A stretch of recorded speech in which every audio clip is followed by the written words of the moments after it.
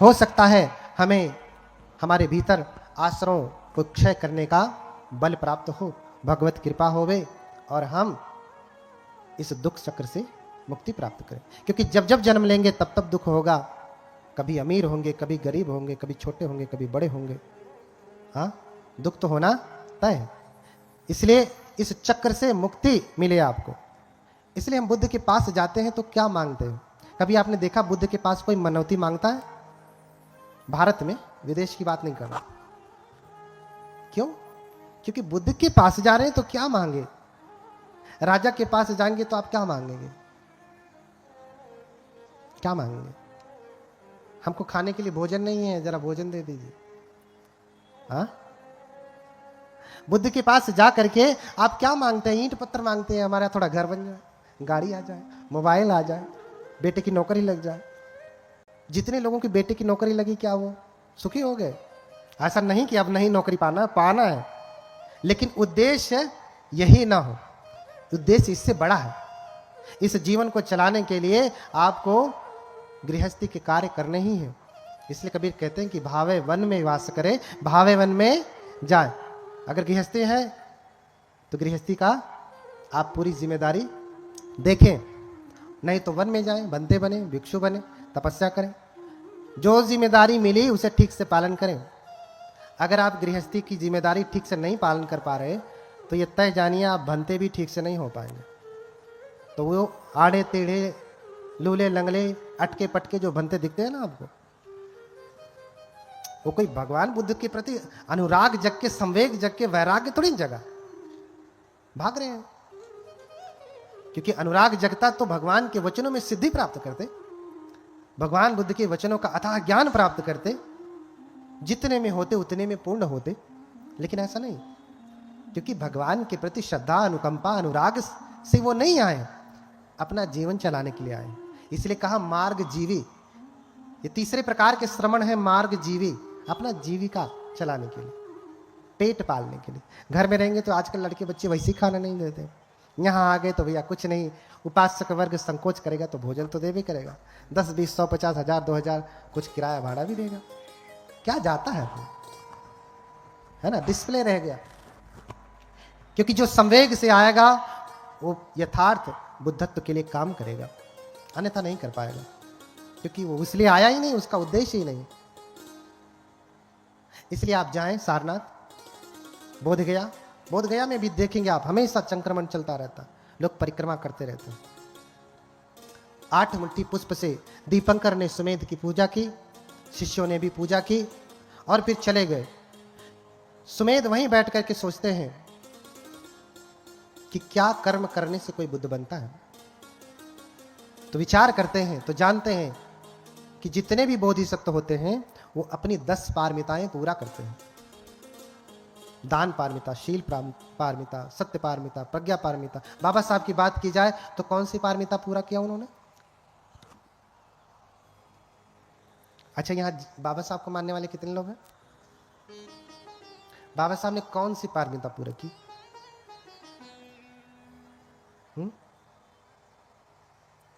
कौन सी पारमिता पूरी की? अरे सिर्फ जय भीम जय भीम करने से नहीं होता, भीम ने क्या किया वो करने से होता है। बाबा साहब ने प्रज्ञा पारमिता पुष्ट की। कौन सी पारमिता? उसके साथ साथ जो है बाबा साहब ने बाकी सभी पारमिताओं का भी अभ्यास किया, लेकिन पुष्ट किया, पूरा किया कौन सी? प्रज्ञा पारमिता, विद्वता, प्रज्ञा। बाबा साहब की जैसा कोई धरती पे, इस भारत भूमि पे विद्वान हुआ क्या? विश्व के 6ठे विद्वान कहा जाता है, कौन जाने बाबा साहब पहले ही हो। हाँ, अब हमारे पास इतना सामर्थ्य नहीं कि चले खोजें, गिने और अवलोकन करें, हमारी बुद्धि ही नहीं भैया। हम तो जान ही नहीं पाएंगे कि बाबा साहब तो अथाह सागर है। उनके ज्ञान का अनुमान हम पहले लगाएंगे, इतना इनका ज्ञान है, अच्छा इनका इतना है तो इनका कितना है, हम तो पहले इतना ही नहीं जान पाएंगे। तो हम कैसे कंपैरिजन करेंगे? कर ही नहीं पाएंगे।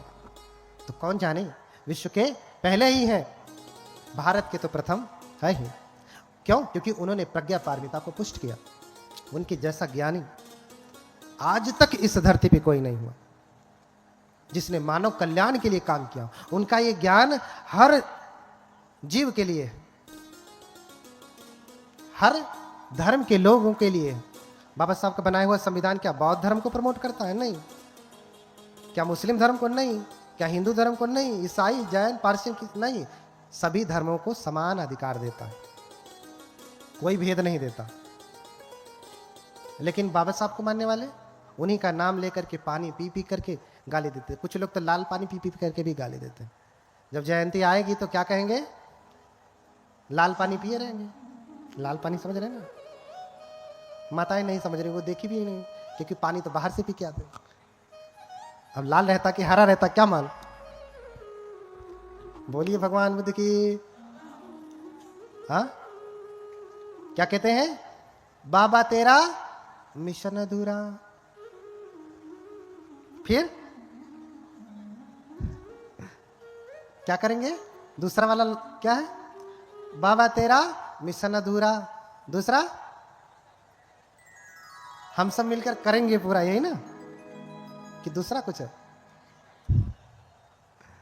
हाँ, बाबा तेरा मिशन अधूरा, दारू पीकर।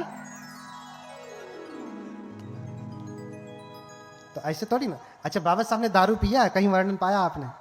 अरे बाबा साहब अमेरिका में रहे, हाँ, विदेश में रहे, पूरी पश्चिमी सभ्यता में उनका जीवन बीता, लेकिन उन्होंने शराब की एक बूंद को भी स्पर्श नहीं किया।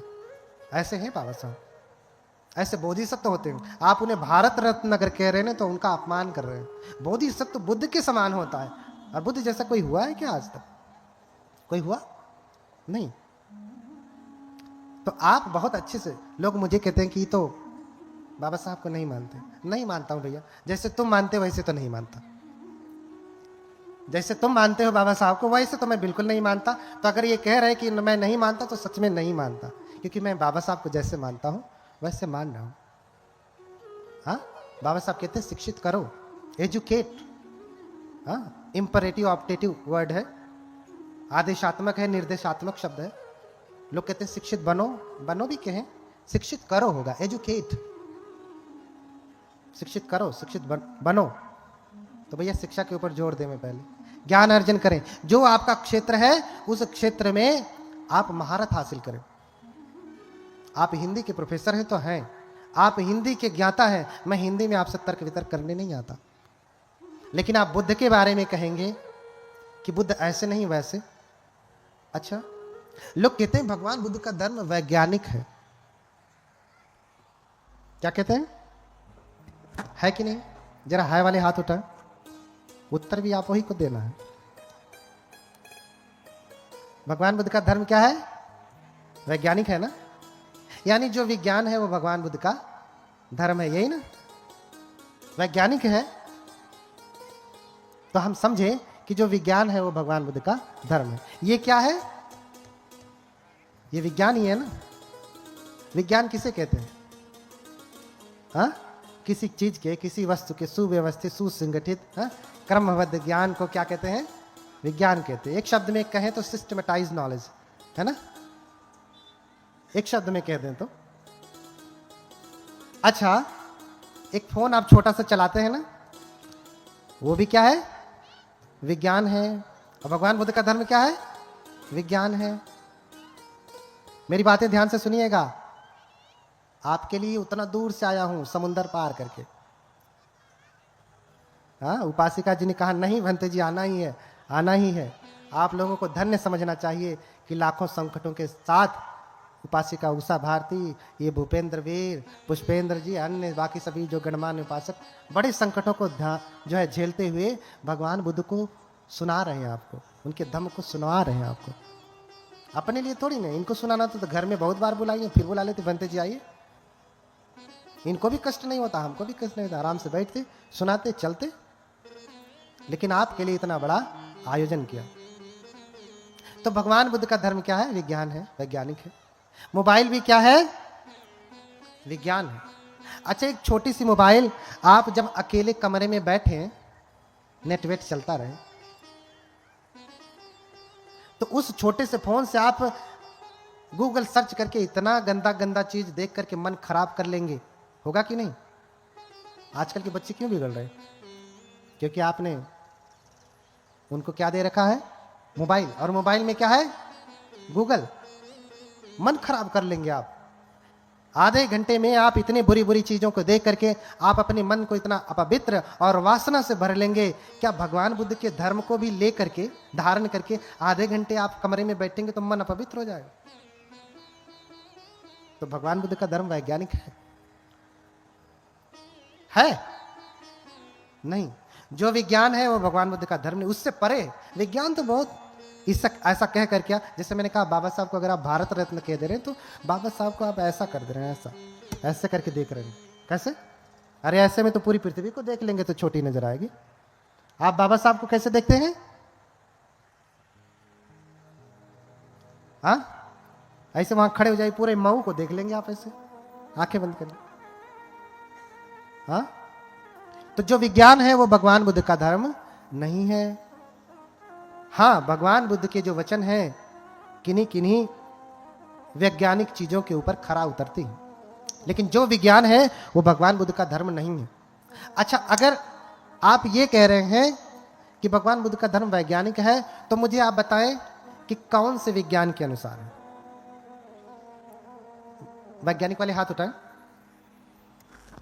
वैज्ञानिक वाले हाथ उठाएं। भगवान बुद्ध का धर्म वैज्ञानिक, तो बताएं कि कौन से विज्ञान के अनुसार भगवान बुद्ध का धर्म वैज्ञानिक है? जीव विज्ञान, रसायन विज्ञान, भौतिक विज्ञान, हाँ, सामाजिक विज्ञान, हाँ, भूगर्भ विज्ञान, कीरो विज्ञान, हस्तरेखा विज्ञान, ज्योतिष विज्ञान, भूत विज्ञान। ये तो भूत विद्या अभी पढ़ाई जाने लगी, बनारस हिंदू यूनिवर्सिटी में पीएचडी तक होगी।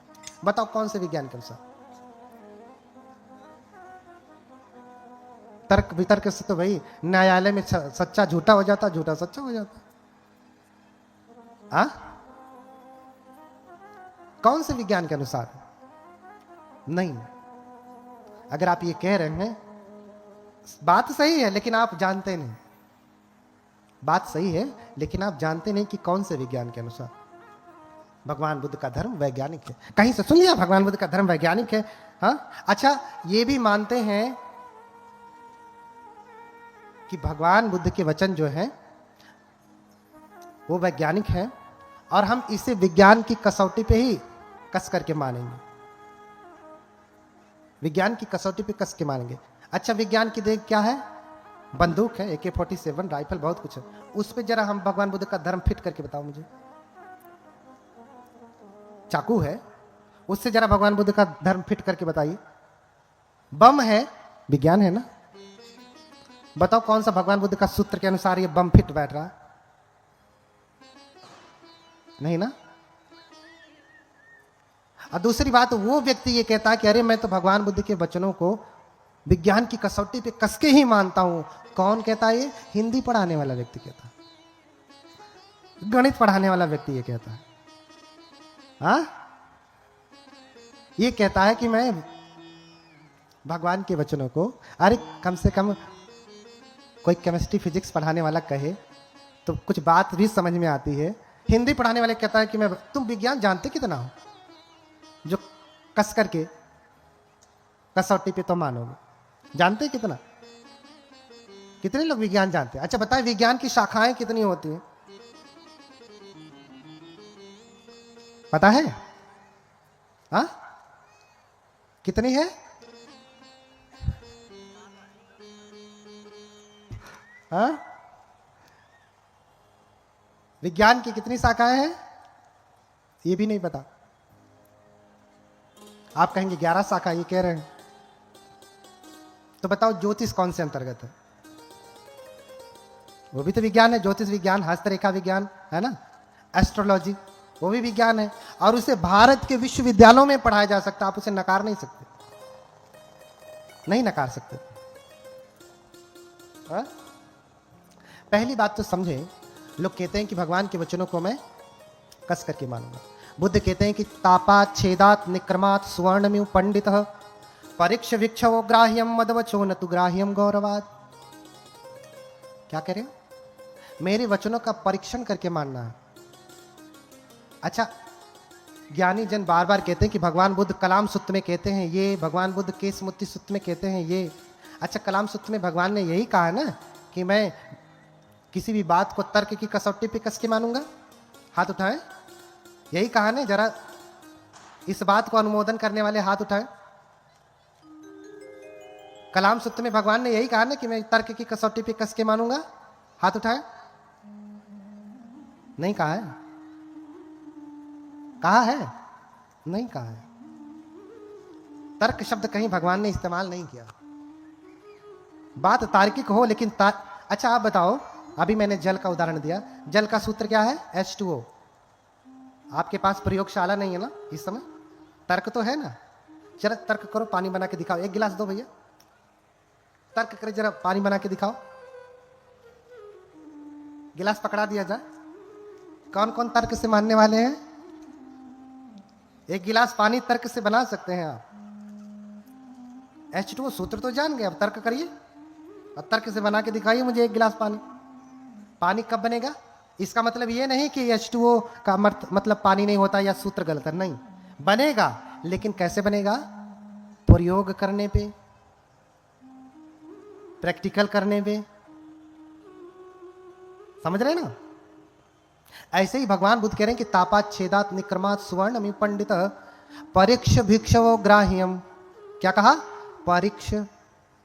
परीक्षण करके, तर्क करके नहीं कहा। क्योंकि जब ज्ञान ही प्राप्त होता है उनको, तो कहते हैं कि अधिगतो म्यायं धम्मो गंभीरो दुर्दशो दुरानुबोधो संतो पणितो अतक कावचरो निपुणो पंडित वेदनियो। क्या कहते हैं? कि जो मैंने ज्ञान प्राप्त किया वो कैसा ज्ञान है? गंभीरो, गंभीर, दुर्दशो, दुर्दर्श, दुरानुबोधो, इतनी आसानी से बोध में आने वाला नहीं। संतो, शांति को देने वाला, प्रणीतो, प्रणीत है। और फिर क्या कहा? अतक कावचरो, महावज्ञ पाली में है, आप पढ़ लीजिएगा, त्रिपिटक का ही।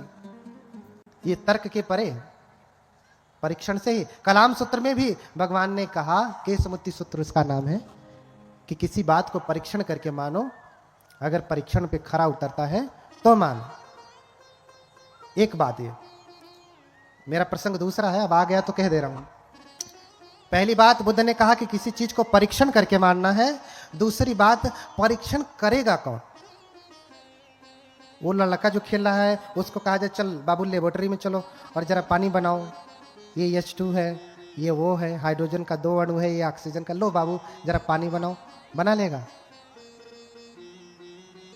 हाँ?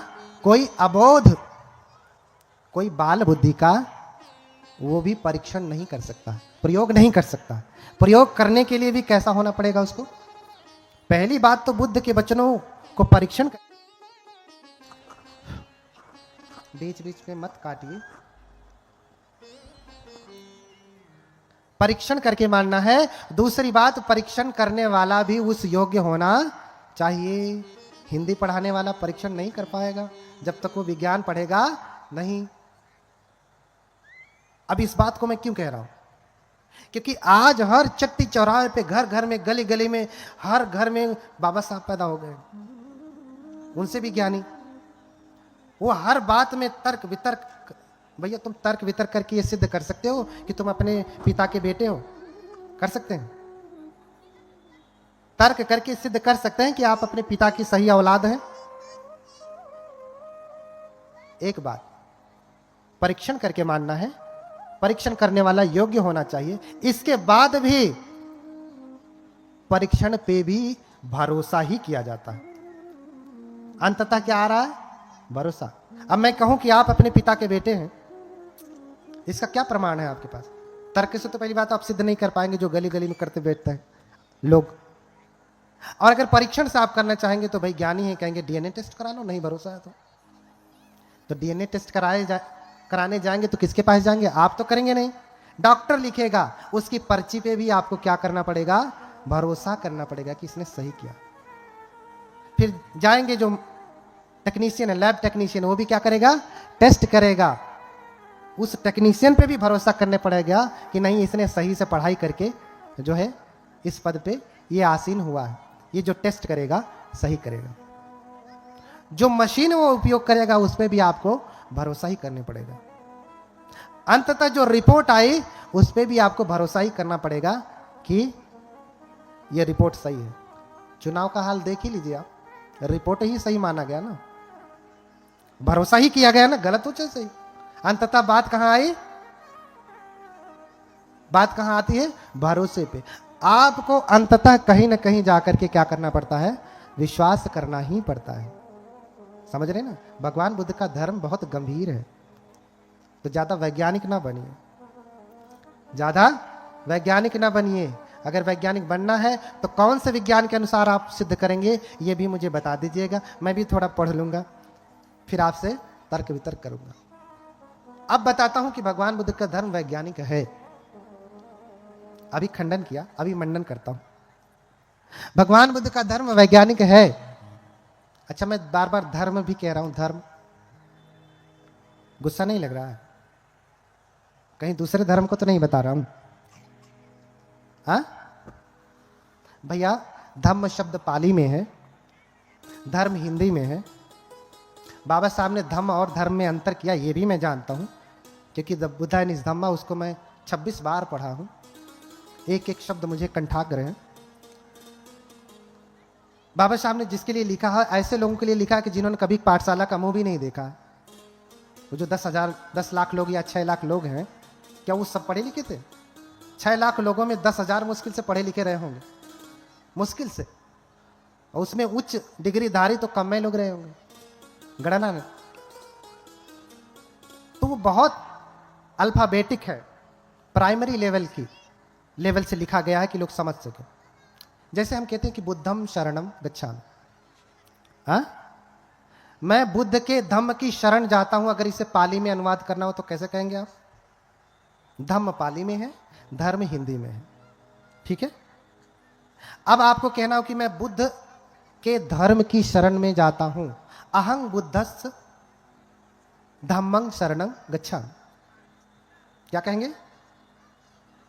क्या शब्द उपयोग किया धर्म के लिए? मैं बुद्ध के धर्म की शरण में जाता हूं। अहं बुद्धस्य धम्मं शरणं गच्छामि। समझ रहे ना? या सीधे कह दे मैं अहम धम्मं शरणं गच्छामि, लेकिन मुझे भेद करना है। और यही मैं कहूं कि मैं हिंदू धर्म की शरण में जाता हूं। पाली में अनुवाद करिए, क्या कहेंगे आप? अहम हिंदू क्या धम्मं शरणं गच्छामि। सही कहा आपने। उसके लिए भी क्या शब्द उपयोग होगा? हिंदू धर्म के लिए भी क्या शब्द उपयोग होगा? धम्म ही होगा पाली में, अगर आप कहेंगे तो। इस्लाम धर्म कहिए तो, ईसाई धर्म कहिए तो, मजहब कह दीजिए, लेकिन जब भी आप पाली में अनुवाद करेंगे तो उसके लिए एक ही शब्द है, धम्म। लेकिन आपको समझना पड़ेगा। बोलिए भगवान बुद्ध की। थक गए क्या? हम भी बैठे हैं, हम कोई दौड़ नहीं रहे। आप तो हिल डुल भी रहे, हमारा इतना ही हिल रहा है, हम कुछ नहीं हिला रहे हैं। आपसे ज्यादा तप कर रहे हैं। हाँ, बोलिए भगवान बुद्ध की। बैठिए। अरे बुद्ध बनना इतना आसान होता तो आप बन नहीं जाते। बुद्ध 6 साल एक आसन पे बैठे रहे, आप 6 घंटे नहीं बैठ पाते। और परम भगवत्ता को कैसे प्राप्त करेंगे? हाँ, परम भगवत्ता को कैसे प्राप्त करेंगे? धर्म को कैसे प्राप्त करेंगे? मुक्ति कैसे प्राप्त करेंगे? इतना आसान थोड़ी नहीं है कि चलो भाई दाल चावल रख दिया और खा लिया। ऐसा नहीं, तप करना पड़ता है, तप करना पड़ता है, ठीक है। तो धम्म और धर्म में कोई भेद नहीं। धम्म पाली में है, धर्म हिंदी में है। अब भाव समझिए कि जब हम धर्म कह रहे हैं तो धर्म का क्या अर्थ है, ठीक है। जैसे एक शब्द ले लीजिए, सत्य। शब्द क्या है? सत्य। अच्छा, हम किसी हिंदू व्यक्ति से पूछेंगे कि बताओ सत्य क्या है, तो वो क्या कहेगा? ब्रह्म सत्यम। क्या कहेगा? शब्द क्या है? सत्य।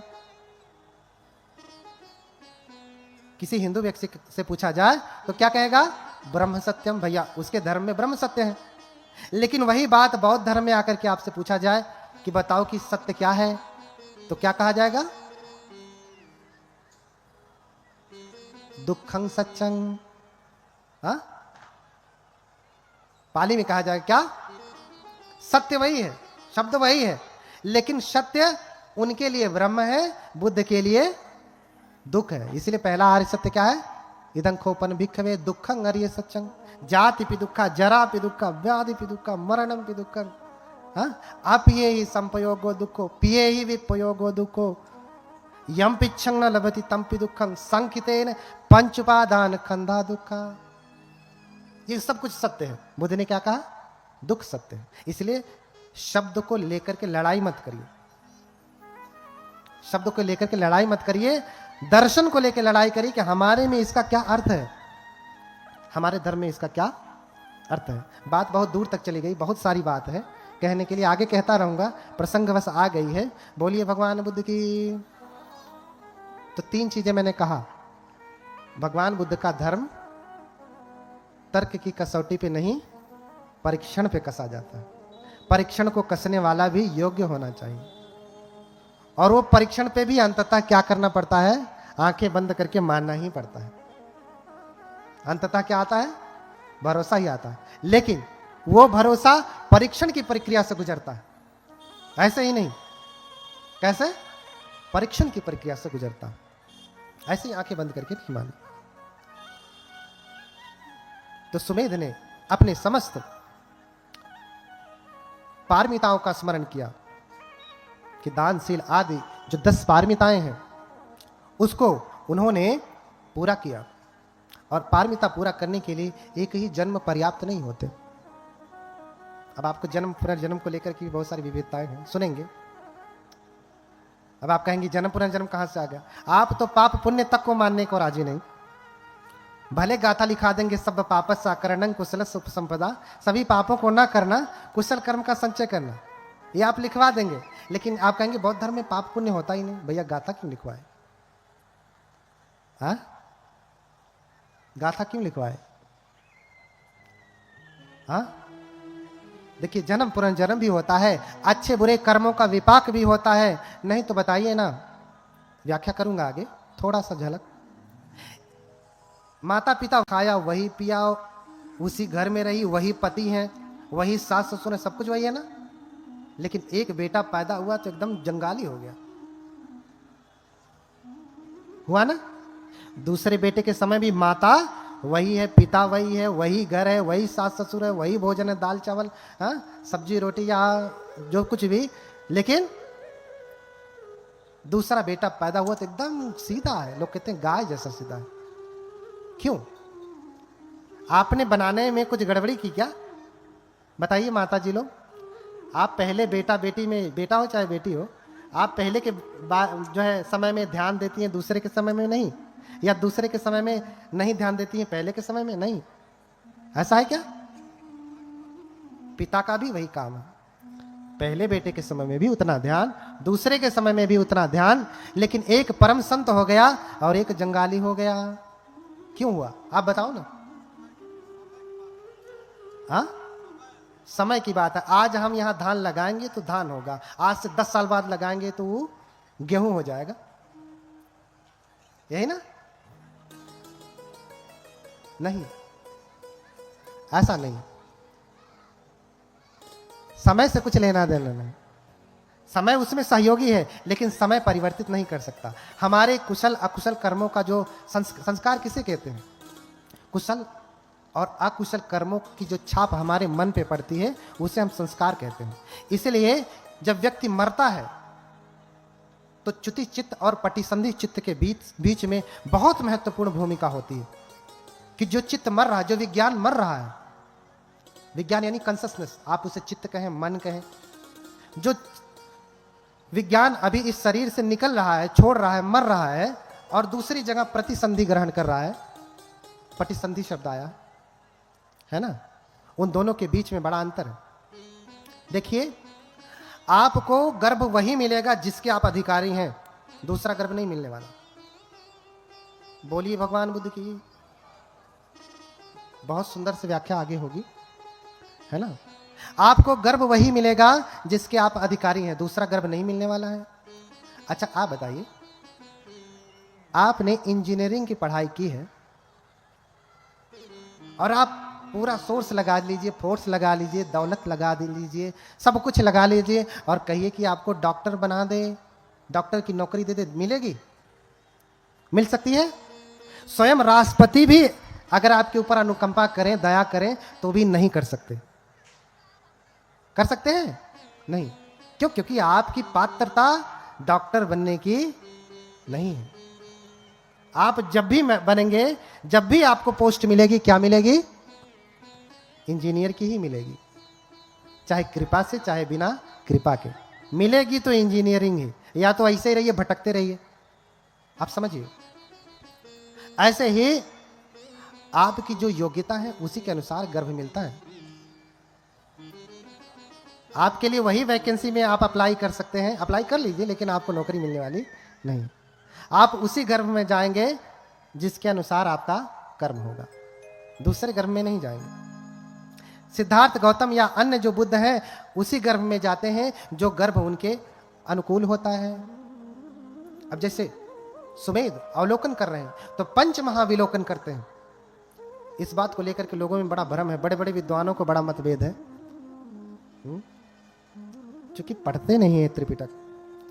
लेखकों की पढ़ करके चुटपुटिया और उससे तर्क वितर्क करते हैं। पहले मूल पढ़िए।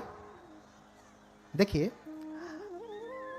आप जब कुछ पढ़ाते हैं विज्ञान में, तो कोई शब्द अटकता है तो उसकी पर्टिकुलर डिक्शनरी है ना, शब्दकोश है, भाषा शास्त्र है।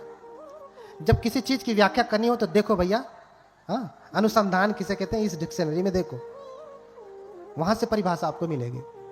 लेकिन बौद्ध धर्म में शब्दों की व्याख्या कहां पे है, आप कहां से देखेंगे? अब धर्म किसे कहते हैं, धम्म किसे कहते हैं, इसकी व्याख्या आप कहां देखेंगे? पहली बात तो मूल त्रिपिटक है। त्रिपिटक की व्याख्या करने के लिए उसकी 8 कथाएं हैं। जो चीजें आपको समझ में नहीं आती उसकी डिक्शनरी समझिए, उसका भाषा शास्त्र समझिए, है ना, उसका वर्णन शास्त्र समझिए, वो 8 कथा है। जो चीज आपको समझ में नहीं आएगी वो 8 कथा आपको बताएगी। और 8 कथा से नहीं स्पष्ट हुआ तो टीका, टीका से नहीं तो अनुटीका, नहीं टीका तो भाष्य, महाभाष्य, बहुत कुछ, बहुत सारे बने हुए हैं। ऐसे ही हमारे बौद्ध धर्म के जो सिद्धांत हैं उनकी व्याख्या हमारे त्रिपिटक में है, उनकी 8 कथाओं में है, उनके भाष्य में है, उनकी टीका, अनुटीका, महाटीका, इन सारी चीजों में है। उसको देख करके आप अर्थ समझें, अन्यथा आपको अर्थ मिलने वाला नहीं है। बोलिए भगवान बुद्ध की, भगवान बुद्ध की। बैटरी लो हो गई ना, एक बार थोड़ा सा खड़ा हो जाए, थोड़ा सा पैर आपको आराम मिल जाएगा बैठे बैठे।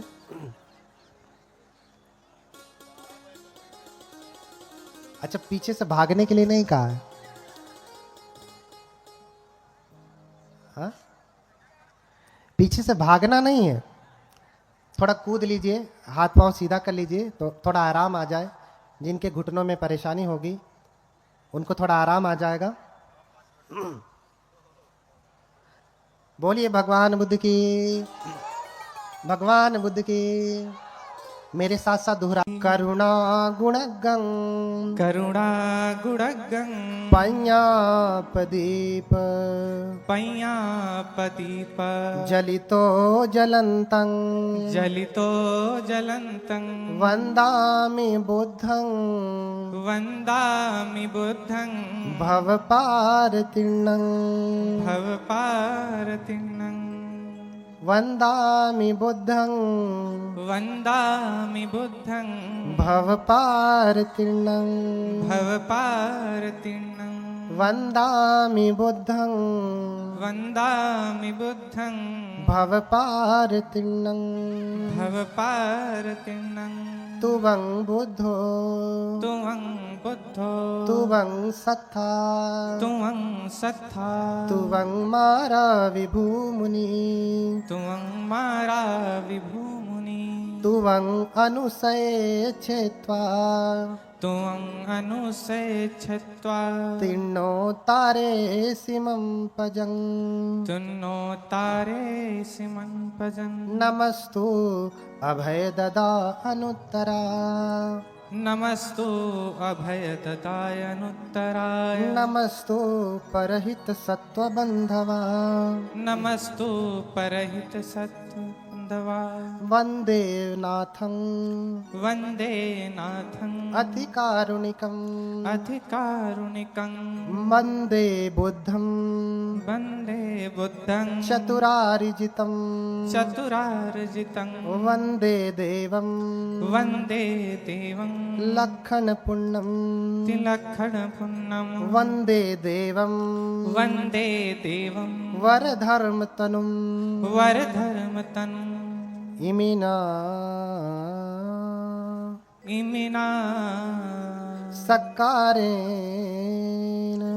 सकारेण बुद्धं बुद्धं अभिपूजयाम अभिपूजया इमिना इमिना सकारेण शकारेण धम्मं धम्मं अभिपूजयाम अभिपूजया इमिना इमिना सकारेण शकारेण संघं संघं अभिपूजयाम अभिपूजया बोलिए भगवान बुद्ध की करुणा हो बोलिए भगवान बुद्ध की करुणा हो बोलिए भगवान बुद्ध की करुणा हो।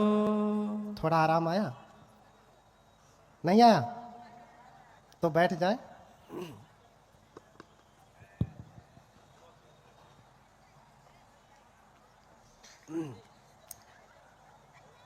बैठिए बैठिए भागिए नहीं।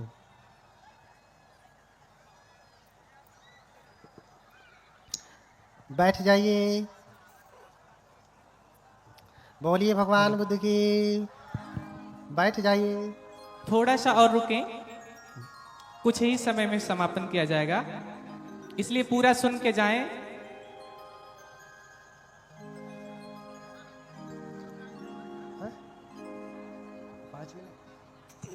बस थोड़ा सा 5 मिनट, बस अभी आराम मिलेगा। हमारे भंते जी का निर्देश हुआ है 5 मिनट और। हाँ, अच्छा नहीं लग रहा है? हाँ, 5 बजे तक, 5 बजे तक बैठेंगे हम तो। सुबह के 5 बजे तक बोलते रहेंगे, हमको नहीं कोई दिक्कत है। आप सुनने को राजी हो और हम ऐसे बैठे रहेंगे 5 बजे तक, आपको खड़ा बैठा देंगे, बस सुनने को राजी होइए। बोलिए भगवान बुद्ध की। 5 बज जाए तो बता देना।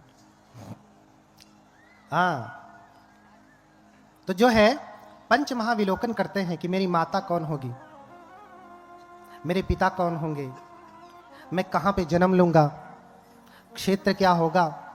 इन सारे विलोकनों को बोधिसत्व देखते हैं और इसे विलोकन कहा क्योंकि पहले ही देखते हैं। महाविलोकन कहा बहुत पहले ही देखते हैं। और वर्णन मिलता है कि फिर सुमेध तपस्वी अपने शरीर को छोड़ देते हैं और फिर देवलोक में विराजमान रहते हैं उनकी चेतना, और फिर से उस सुद्धोधन के घर में जन्म लेते हैं। सुद्धोधन के घर में कपिलवस्तु के राजा हैं सुद्धोधन, उनके घर में जन्म लेते हैं। पहले तो सब कुछ देखते हैं। पिता अच्छे होने चाहिए, माता अच्छी होनी चाहिए, माँ का गर्भ अच्छा होना चाहिए। गर्भ का मतलब साफ सुथरा, ऐसा नहीं, कर्मों से बनाया हुआ पुण्य का शरीर होना चाहिए उसका, तभी कोई बोधिसत्व उसके गर्भ में जा सकता है, अन्यथा नहीं। किसी बुरे कर्म करने वाले व्यक्ति के घर में बुद्ध जन्म नहीं लेते, किसी हीन व्यक्ति के यहां बुद्ध जन्म नहीं लेते। क्यों? संत रैदास जो हीन कुल में जन्म लिए, कौन मान रहा है आज उनको? उनके जैसा संत आज तक कोई हुआ? लेकिन उनको कौन मान रहा है? बस उन्हीं के कुल गोत्र के लोग। लेकिन बुद्ध के संदर्भ में ऐसी बात नहीं। बाबा साहब को भी कौन मान रहा है? हृदय से उन्हीं के कुल गोत्र के लोग। अन्य लोग तो बस राजनीति है। क्यों? क्योंकि कुल का बहुत महत्व होता है। एक प्रभावी कुल में जन्म लेने से उसका प्रभाव होता है। ऊंचे भी सम्मान करते हैं और नीचे भी सम्मान करते हैं।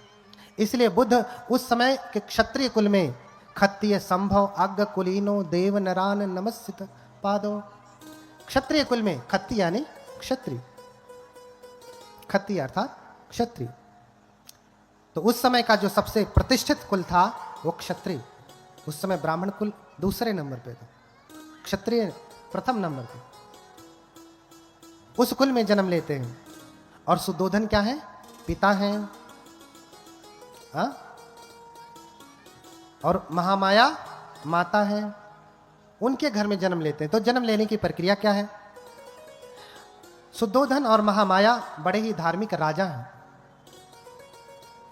बहुत ही धार्मिक राजा हैं, शीलों का पालन करने वाले हैं, कभी किसी का अहित करने वाले नहीं हैं, अधिक कर वसूलने वाले नहीं हैं, जनता की पीड़ा को अपनी पीड़ा समझने वाले, किसी को भी कष्ट देने वाले नहीं, पूरी तरीके से वो शीलों का पालन करने वाले हैं, पंचशीलों का पालन करने वाले हैं।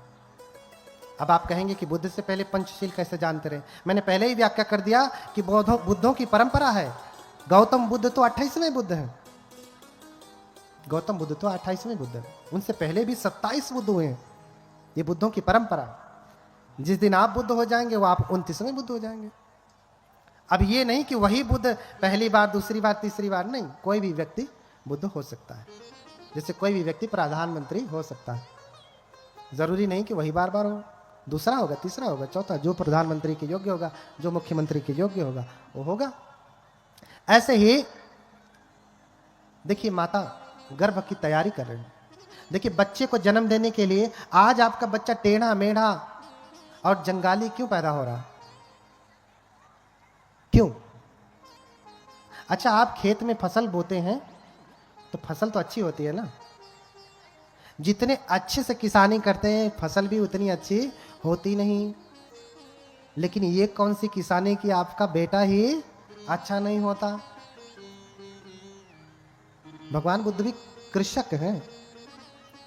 कस्सको पटि जानामि, मैं भी कृषक हूं, कसी भारद्वाज सूत्र में है ना। आप ये भौतिक खेती तो अच्छे से कर लेते हैं, लेकिन अपने बेटे बेटियों की खेती अच्छे से नहीं कर पाते। आप जानते भी नहीं कि आपका बेटा क्यों बचपन से पैदा हुआ, तो उसे आप बंदूक दिखाइए, राइफल दिखाइए, चाकू दिखाइए, डराइए, धमकाइए, वो डरने वाला नहीं है ना। आप ही को डरा देता है। और कोई कोई अपने आप ही जन्म लेता है, एकदम सीधा साधा, दे दिया तो खा लिया, दूध पिला दिया तो पी लिया, नहीं तो ना मांगता है ना रोता है। जहां बैठा दिए वो बैठा रहेगा दिन भर, जो पहना दीजिए पहना रहेगा, न खिलौना मांगेगा, न मेला जाने के लिए कहेगा, न बाजार घूमेगा, न आइसक्रीम मांगेगा, हाँ, न छोला केक भजिया पकौड़ी, कुछ भी नहीं कहेगा। होते हैं ना ऐसे भी। और एक तो धमकी ही देता रहेगा, मम्मी दे दो नहीं तो मैं माचिस जला लूंगा, अभी मम्मी 10 रुपए दो नहीं तो मैं भी कूद जाऊंगा। होते हैं ना। ऐसा क्यों होता है? कहां गड़बड़ी रह जाती है? आपने जान करके गड़बड़ी नहीं की, लेकिन गड़बड़ी तो हुई है, इसलिए तो फसल अच्छी नहीं हुई। क्यों? मैंने कहा ना, बुद्ध की शिक्षा भारत से विलुप्त हो गई, इसलिए आपको खेती करने का जो ज्ञान था वो भी भूल गया। जहां जहां बुद्ध की शिक्षाएं हैं, बौद्ध धर्म है, वहां वहां बच्चे इतने उपद्रवी नहीं है, इतने बदमाश नहीं है। क्यों? क्योंकि तैयारी कर रहे हैं। सुद्धोधन और माता महामाया। जाति शताम पंचम नूनकानी, जाति शताम पंचम नूनकानी, सबोधि सत्तस बभूव माता, पिता च सुद्धोधनस्तु तत्र तत्र पतिरूप तस्मा जन्य गुणान्विता। हाँ? वही सुद्धोधन और वही माता महामाया होते हैं। क्यों? क्योंकि उन्होंने बुद्धों को जन्म दिया। आप भी अपने घर में, बुद्ध तो इतना कहते हैं कि आप अपने गर्भ से आईएएस पीसीएस भी पैदा कर सकते हैं। कैसे? यही तो विज्ञान बताना था, यही विज्ञान बताना है आपको। भगवान बुद्ध के बाद बौद्ध धर्म कई शाखाओं में बटा, फिर खत्म हुआ। इस समय वर्तमान में 4 दर्शन की शाखाएं हैं, जिसे वैभाषिक कहते हैं, दूसरा सौत्रांतिक कहते हैं, तीसरा माध्यमिक कहते हैं, माध्यमिक या शून्यवाद। चौथा जो है योगाचार्य विज्ञानवाद, उसका नाम ही है विज्ञानवाद। समझ रहे हैं ना क्या नाम है? उस बौद्ध धर्म की शाखा का नाम ही है विज्ञानवाद। और उसका धर्म ग्रंथ क्या है? वो बौद्ध धर्म ग्रंथ क्या है जानते हैं? विज्ञानवाद का मुख्य धर्म ग्रंथ क्या है?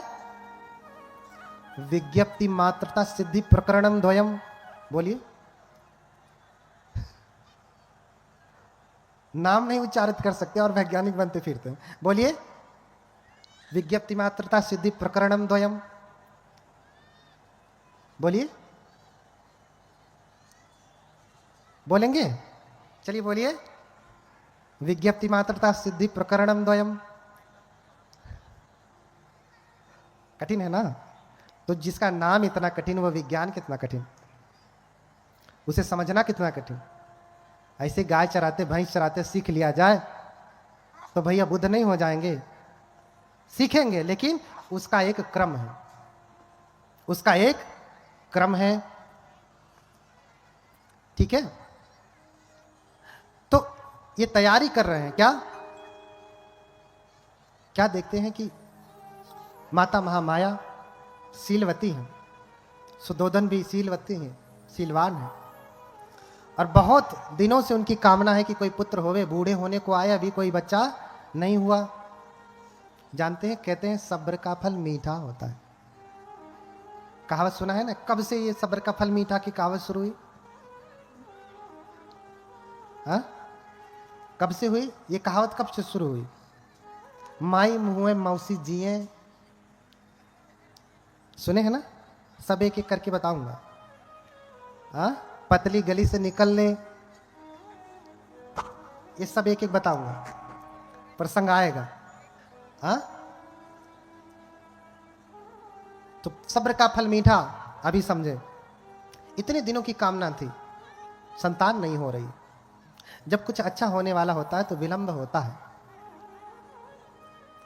जब कुछ अच्छा होने वाला होता है तो विलंब होता है, और उस विलंब से जो घबरा गया तो अच्छा होने वाला नहीं है, नष्ट हो जाएगा, अच्छा नष्ट हो जाएगा। इसलिए धैर्य भी साथ में होना चाहिए। कहा धैर्य ही साधवो। अगर साधक है तो धैर्य तो रखना ही पड़ेगा। पैर तो दर्द करेगा, धैर्य रखना पड़ेगा, टूट थोड़ी ना जाएगा। हाँ, 6 घंटे में इसकी हिम्मत है कि टूट जाए, लेकिन धैर्य रख पाएंगे? नहीं। और धैर्य नहीं रखेंगे तो जितने घुमाएंगे उतना दर्द करेगा, आराम मिलने वाला नहीं है। हमारा सबसे बड़ा शत्रु कौन है? कौन है? ये हमारा शरीर है। कौन है सबसे बड़ा शत्रु? कौन है माता जी? कौन हो सवेर में उठ के गाड़ी देत हुई? हाँ, होगा कोई? शत्रु का नाम लेते ही सबके मन में चेहरा आ गया होगा उसका। ये है एक देखिला तो चुरुआ भर खून, ओकर जराला के तोहार किसका जलता है? तो फायदा किसका है? हाँ? आपका खून जला जला करके आपको दुबला पतला कर रहा है, बीमारी बढ़ा रहा है आपकी। जल्दी ही मर जाएंगे, फिर और राज करेगा। जो चाहता है करना सो कर लेगा। हाँ, हमारा सबसे बड़ा शत्रु कोई और नहीं, हमारा अपना शरीर है। अच्छा, काजू मेवा पिस्ता, हाँ, बादाम किशमिश या विटामिन की गोली किसको खिलाया? सुबह उठते ही सबसे पहले किसका मुंह देखा? अपना।